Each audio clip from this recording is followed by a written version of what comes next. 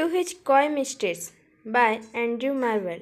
इस पोएम में पोएट ने अपनी लवर को फिजिकल रिलेशन को बनाने के लिए और समय की इम्पोर्टेंस को बताते हुए लिखा है।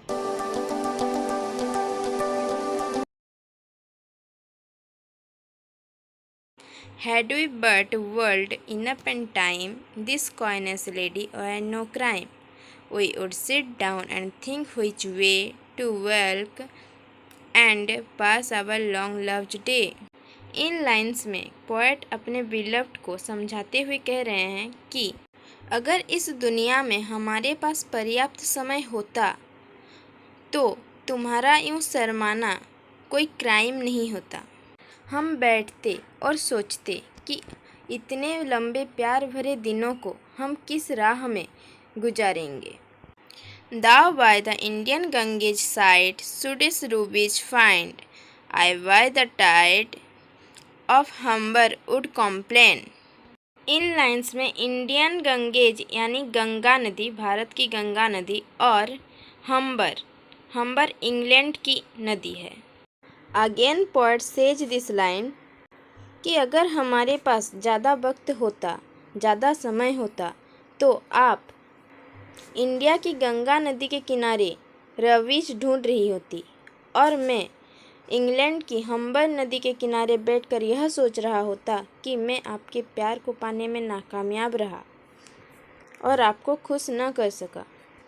I would love you 10 years before the flood. 10 साल पहले से प्रलय आने तक मैं आपको प्यार करता रहता। इन लाइन्स में पोएट टाइम लिमिटेड होने की बात अपने बिलवेड को बोल रहे हैं।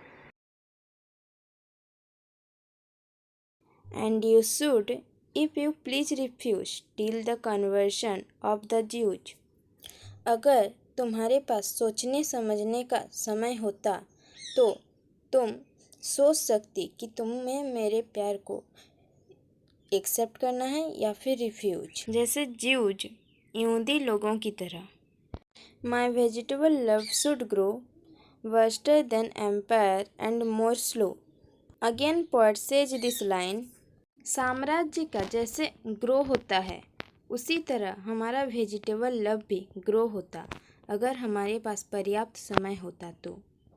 And 100 years should go to freeze thine eyes and on thy forehead graze। In lines में पोएट अपनी बिलवेड की तारीफ करते हुए कहते हैं, तुम्हारी पतली आँखों की और तुम्हारे सर के ग्रेज यानी टकटकी की तारीफ करने के लिए मुझे 100 साल लगते अगर वक्त होता, हमारे पास अगर टाइम होता तो। आगे की लाइन्स में तारीफ करते हुए कहते हैं, 200 to adore rich breast, but 30,000 to the rest, an age at least to every part, and the last age should show your heart। 200 साल तक मैं तुम्हारे प्रत्येक ब्रेस्ट को प्यार करता, लेकिन बॉडी के बाकी बचे हुए पार्ट्स की मैं 30 साल तक तुम्हारी तारीफ करता और हर एक पार्ट्स की तारीफ के लिए मैं एक एक एज ले लेता और लास्ट में तुम्हारे हार्ट की मैं तारीफ करता। For lady you deserve this state nor would I love at lawyer rate. मैं जो तुम्हारे इतनी तारीफ, इतने उम्र तक तारीफ और प्यार करता, तुम इसके योग्य हो, इसलिए मैं तुम्हें प्यार करता हूँ। But at my back I always hear time's विंड्स कैरियट हेरिंग नेयर। लेकिन मैं पीछे से हमेशा सुनता रहता हूँ कि समय का रथ पंख लगाकर हमारे करीब आ रहा है और समय बीत रहा है। And yonder all before us lie deserts of vast eternity. और उधर हम जिस दुनिया में रह रहे हैं वो समय से बंधी हुई है और अंतकाल में समय रेगिस्तान की बंजर भूमि जैसे हो जाती है और एक ना एक दिन हमारा अंत निश्चित है।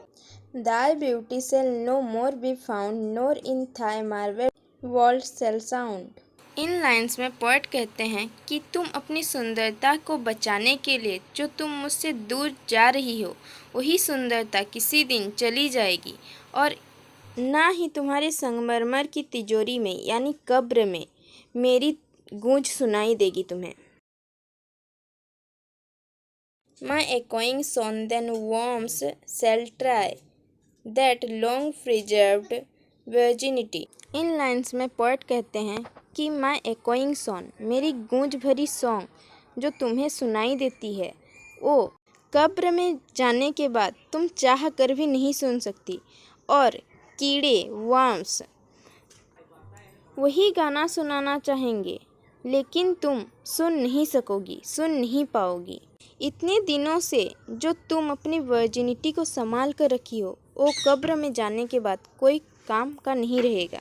And your quaint honour turn to dust and into ashes all my lust. और कब्र में जाने के बाद तुम्हारा जो ये अनोखा सम्मान है वो डस्ट में परिवर्तित हो जाएगा और मेरी यह इच्छा राख में मिल जाएगी। The graves are fine and private place but none I think do there embrace. कब्र जो एक प्राइवेट प्लेस है जहाँ ना मैं जा पाऊँगा ना ही और कोई, इसलिए वहाँ तुम हमेशा के लिए सेफ रह जाओगी। लेकिन हम तब चाह कर भी हम अपने प्रेम संबंध नहीं बना सकेंगे। Now therefore while the youthful hue sit on thy skin like morning dew।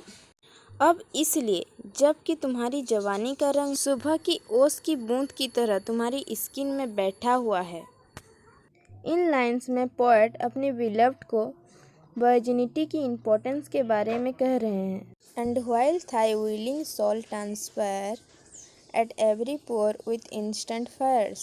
और तुम्हारी इच्छा आत्मा वो भाप बनकर उड़ जाएगी और तुम्हारी हर कॉन्सिडर पोर यानी कॉन्सिडर राख में परिवर्तित हो जाएगी।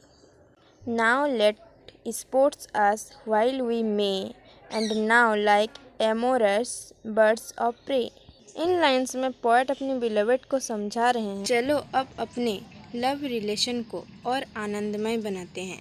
जबकि समय बहुत कम है, इसलिए हमें भी समय की इम्पोर्टेंस को समझना चाहिए।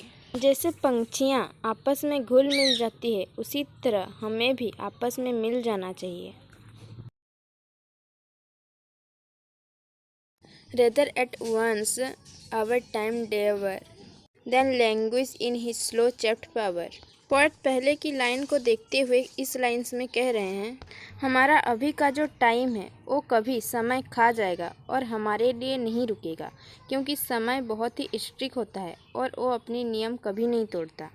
और हम इसी कमजोरी के कारण समय को जाते नहीं रोक पाएंगे। इसलिए तुमको समझना है कि टाइम कितनी पावरफुल है। Let us roll all our stunts and all our sweetness up into one ball। तो चलो हम अपनी पूरी स्ट्रेंथ्स के साथ एक हो जाएं और पूरी मिठास अपनी ज़िंदगी में भर दें।